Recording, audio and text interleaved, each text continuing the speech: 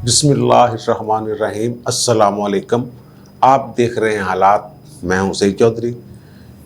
National database and registration authority यानी नादरा के chairman ने ख़त लिखा है चीफ इलेक्शन कमिश्नर को, और उसकी जो लैंग्वेज है या जो तहरीर है उस पर सख्त रद्द-ए-अमल का इज़हार किया इलेक्शन कमीशन ने। ये क्या मामला है, इस पर बात करेंगे। और फिर जो सानिया मॉडल टाउन है जिसमें 10 अफराद जो है वो जाबक हो गए थे, ये तो 14 कहते हैं, लेकिन मैंने चैलेंज किया था कि 11वां मुझे दिखाते हैं वो 10 हैं। तो अब ये खुद भी मान गए जनाब 10 हैं, 10 कहना शुरू कर दिया उन्होंने भी। तो उसमें कोई नया कट्टा खुलने वाला है। नवाज शरीफ और शहबाज शरीफ वगैरह क्या उसमें फंस सकते हैं? ये GIT वाला, दूसरी GIT वाला क्या इशू है, उसका पस मंज़र क्या है, ये मामला क्या है, कैसे शुरू हुआ, और कानूनी हैसियत इसमें जो पूरे हालात वाक़यात हैं उसको देखेंगे हम। और फिर जो आपके हमारे वज़ीर-ए-आज़म हैं, उन्होंने अपना जो पर्सनल इंस्टाग्राम अकाउंट है वहाँ ख़तून अव्वल की तस्वीर शेयर की हैं। वो नकाब पहना हुआ उन्होंने, वो जो ये ज़हनी अमराज का हॉस्पिटल है लाहौर का, जो अदारा कह लें, वहाँ तशरीफ़ लाई थी। तो उसकी उन्होंने तस्वीर कि वो जायज़ा ले रही हैं, सहूलतों का पूछा उन्होंने वगैरह वगैरह। तो ये इंस्टाग्राम वाला देख के मुझे अपना, मेरा भतीजा है, उसका नाम मसब, वो कोई 10 साल के करीब उसकी उम्र होगी, तो वो मुझे याद आ गया इनका अकाउंट देख के, खातून अव्वल की तस्वीर देख के। मैं बताता हूँ कि मुझे कैसे याद आ रहे हैं वो खातून अव्वल। वो कहते हैं जनाब, उन्होंने जो खबरें हैं, उन्होंने वो जो नशा करने वाले मरीज़ थे उन पर बड़ी खुसूसी तवज्जो दी, और उन्होंने कहा कि इनको क्या सहूलतें, इनका इलाज कैसे, इस बाबत मुझे एक रिपोर्ट चाहिए मुफस्सल। और वो अगली दफ़ा जब आऊँगी तो मुझे इस पर एक तो ब्रीफिंग दी जाए, और दूसरा मैं फिर इनकी सहूलतों का जायज़ा लूँगी कि इनको क्या सहूलतें दी जा रही हैं और क्या सहूलतें नहीं दी जा रही। तो इसको तो लोग जोड़ रहे हैं कहीं ना कहीं से। और जो मेरा भतीजा है ना मसब नवीद, पिछले दिनों में गया हुआ था उनके पास, तो वो बड़ा फ़ैन है यासिर शामी साहब का। यासिर शामी, वो आपने देखा होगा, वो यंग नौजवान बड़ा टैलेंटेड लड़का है। डेली पाकिस्तान की वेबसाइट पे अक्सर नज़र आता है, बड़ा मज़ाहिया गाने शाने भी गाता है। वो उन्होंने कहा जनाब मेरी ना कि ताया अबू मेरी ना तस्वीर बनवा दे यासिर शामी के साथ। मैंने कहा यार तू यहाँ है, 200 किलोमीटर दूर बैठा हुआ है यासिर शामी से, तो मैं क्या कैसे तुम्हारी तस्वीर बना दूँ? तो मैं कहा अच्छा, मैं यासिर शामी से ये कहता हूँ कि आपने एक वीडियो पैगाम मसब के नाम ना जारी कर दें उसकी। तो उसने कहा वो अंकल, वो ताया अबू, वो मेरे दोस्तों को कैसे पता चलेगा कि वो मसब मैं ही हूँ जिससे वो बात कर रहा है? तो मैंने कहा यार तुम्हारे स्कूल का DPS का नाम ले देगा वो, साथ में कह देता हूँ। नहीं, वो ये भी नहीं ठीक, ये भी कोई और मसब भी हो सकता है।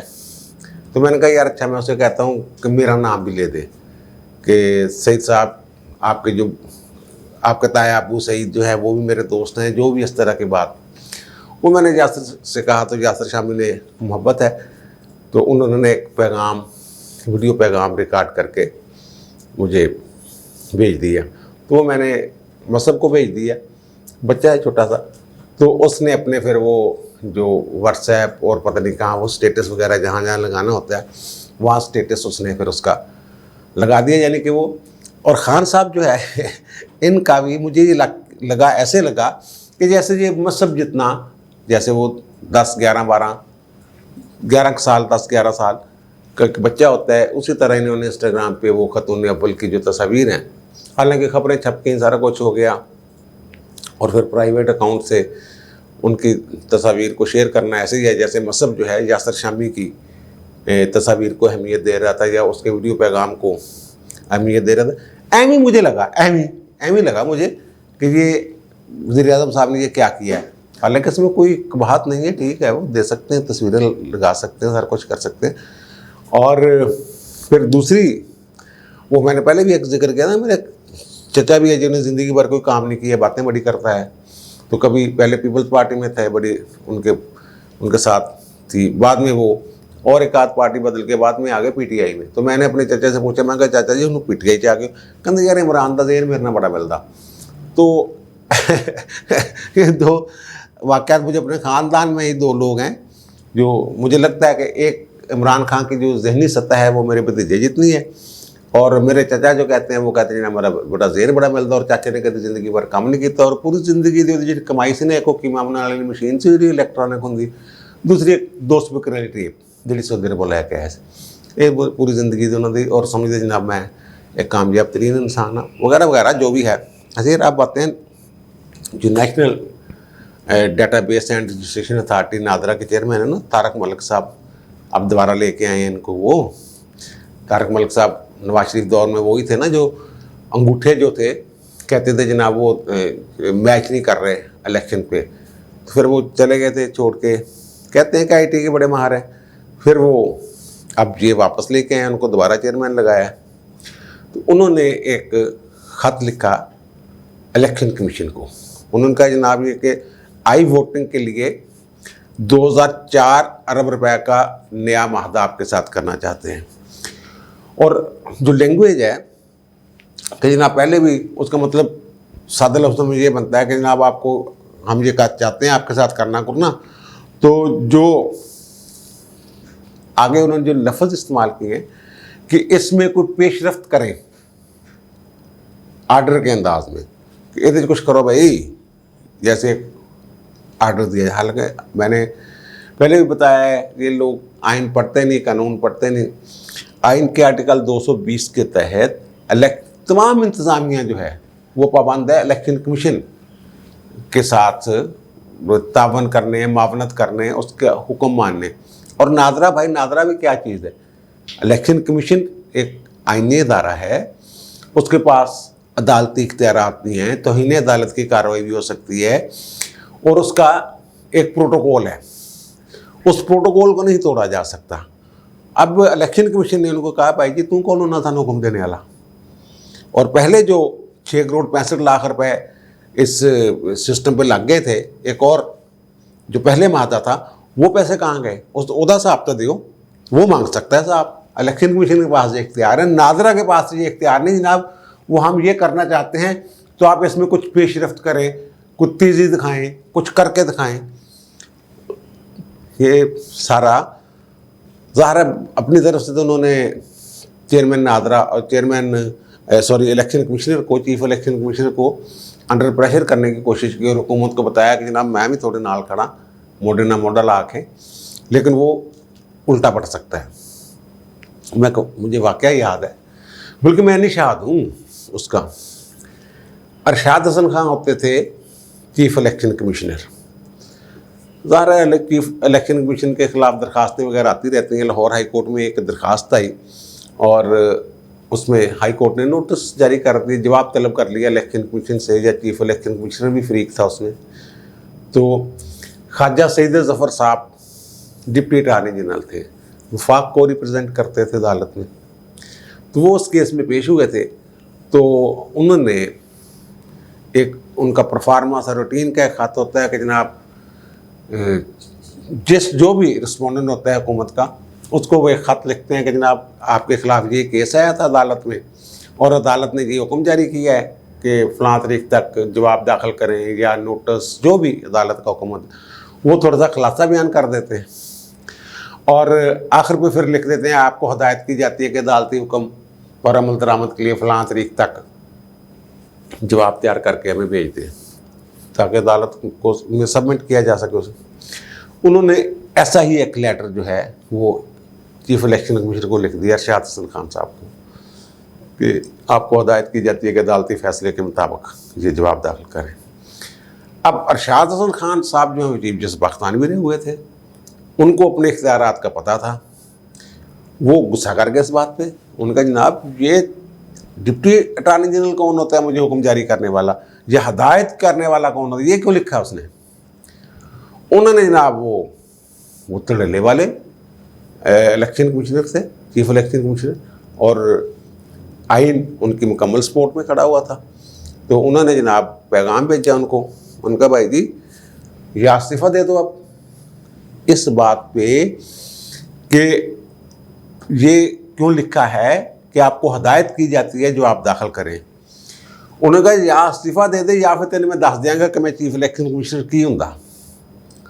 ख्वाजा सईद जफर साहब इस्तीफ़ा दे गए थे। ये ख्वाजा सईद जफर साहब साकिब निसार के भी बड़े करीबी दोस्तों में उनका शुमार होता था। तो वो फिर इस्तीफ़ा दे गए थे, डिप्टी अटॉर्नी जनरल के अहदे से इस्तीफ़ा दे दिया। इन लोगों को पता नहीं है, ये इंतज़ामिया को, कि चीफ इलेक्शन कमिश्नर के क्या इख्तियारात हैं और किस चीज़ का नाम है।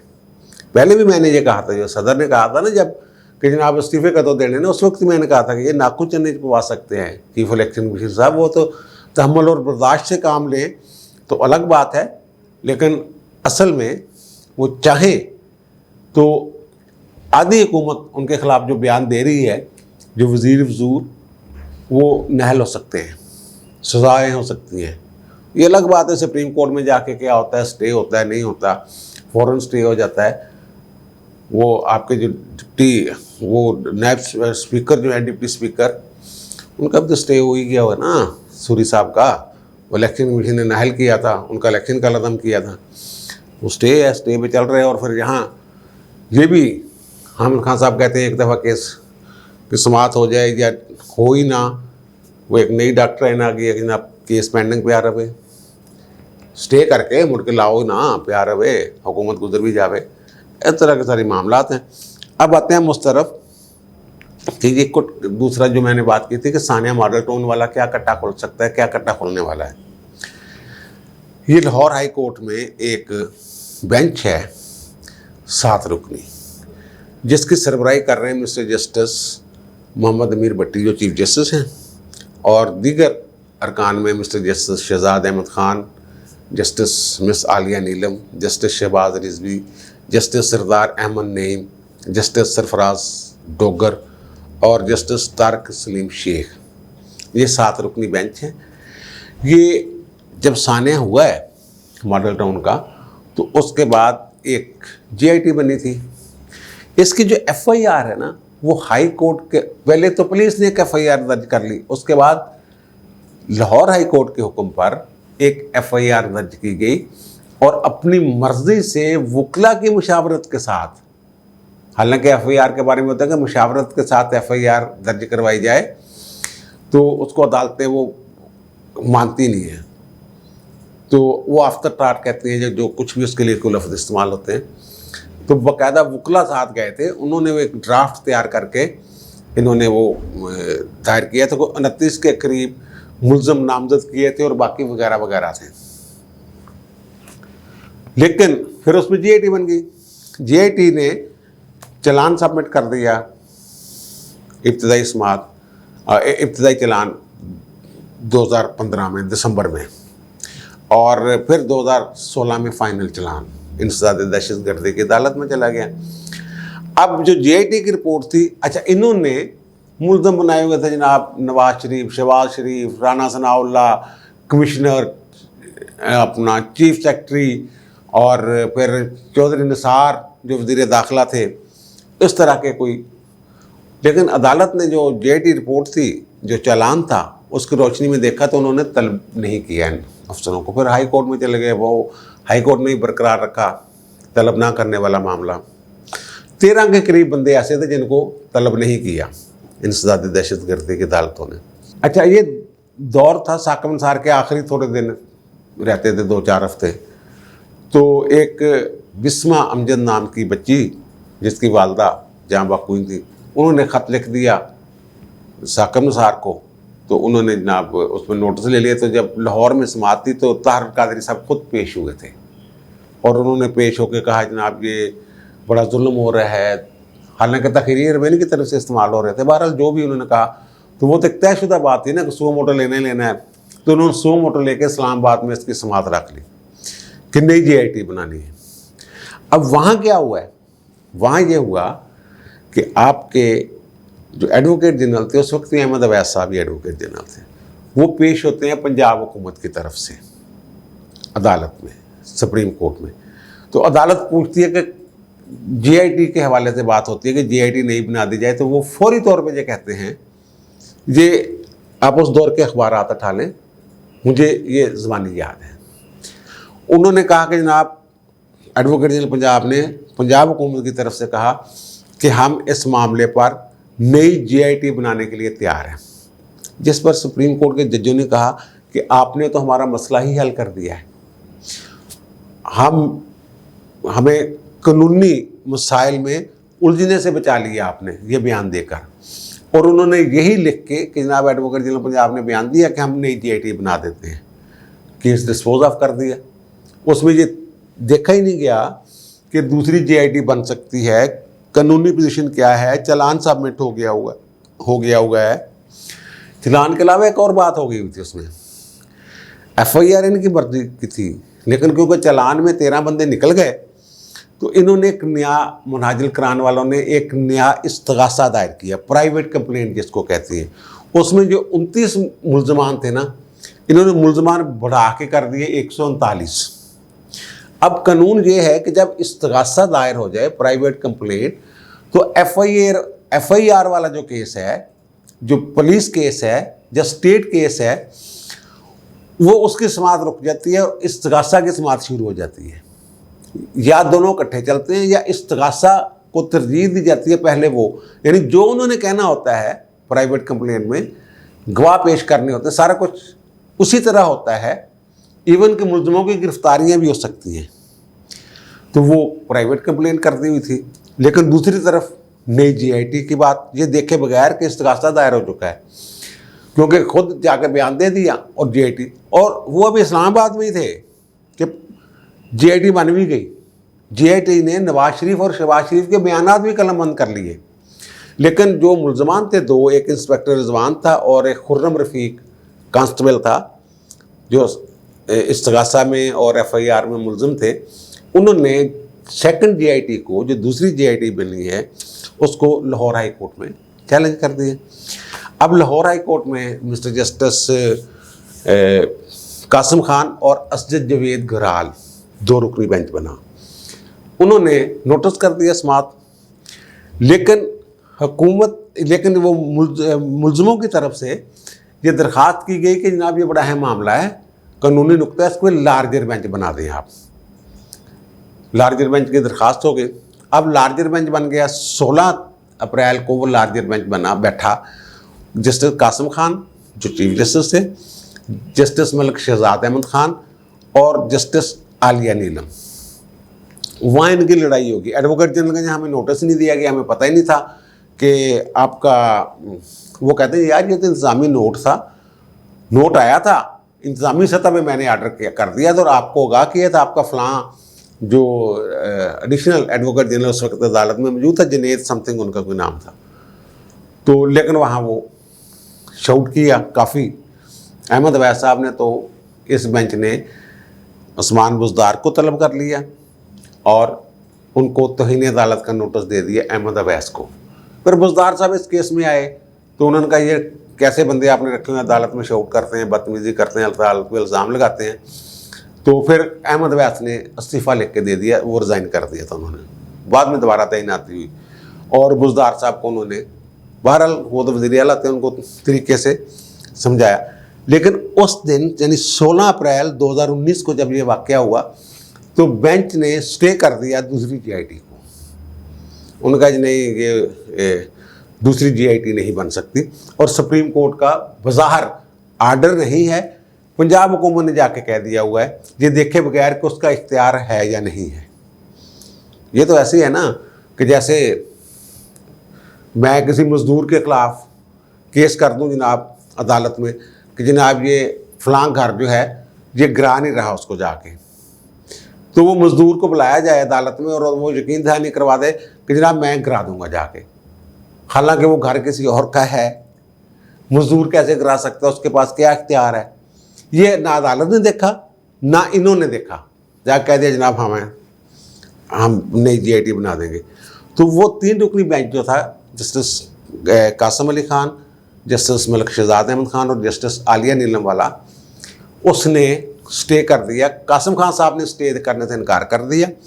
2 जजों ने फैसला दिया कि GIT नहीं बन सकती, इंटरिम आर्डर, अबूरी आर्डर, और वो स्टे हो गया। फिर मामला इस हादसा भी रुक गया, 2018 से रुका हुआ है। 30-40 उसमें गवाह हो गए होंगे, लेकिन वो क्योंकि इस केस की वजह से वो भी रुका हुआ है मामला। खैर वो फिर जनाब वो फिर चले गए इस केस के खिलाफ, बिस्म अमजद वगैरह, सुप्रीम कोर्ट ने कहा नहीं जनाब, यानी तासर ये दिया कि ये बेंच जो है ना ये कपला कर रहा है कोई, तो सुप्रीम कोर्ट ने कहा कि और बड़ा बेंच बनाएं और रोज़ाना इसकी समाअत करें। फिर 5 रुकनी बेंच बन गया, 2-4 समातें हुई, फिर खुद ही ये डेटे शेटे लेके निकल गए इधर उधर।